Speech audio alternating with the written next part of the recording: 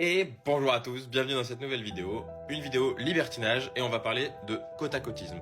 J'en ai déjà parlé dans une vidéo précédente, mais je ne suis pas suffisamment rentré en détail et c'est dans cette vidéo-là qu'on va en parler un petit peu plus. À savoir qu'effectivement, le libertinage, c'est une grande globalité. Il y a plein de thématiques dans le libertinage, comme justement le côte-à-côtisme, le mélangisme, l'échangisme, plein d'autres, le BDSM notamment. Mais voilà, tout ça, c'est des choses qui arrivent au fur et à mesure. Et c'est dans cette vidéo-là, en tout cas, que je vais vous parler de la première, en tout cas la base de la base dans le libertinage. Donc le côte-à-côtisme.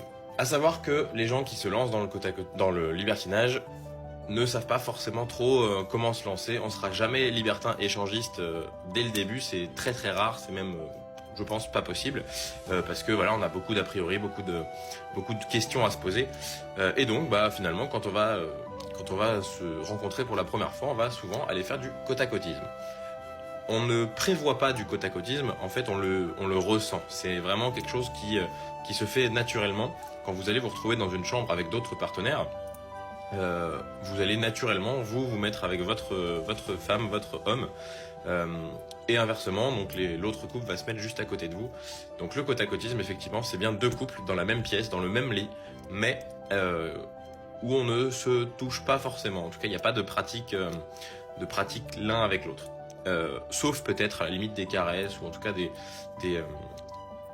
petites caresses, tout simplement. Voilà, c'est vraiment une approche qui est très basique dans le libertinage, mais en tout cas les gens qui ne connaissent pas vont commencer par le libertinage, par le côte-à-côtisme, pardon. De plus, donc, ça permet, cette pratique-là, en tout cas, ça permet un petit peu de se donner des idées, d'avoir des jeux de regard avec d'autres personnes. Voilà, c'est une excitation qui peut venir au fur et à mesure.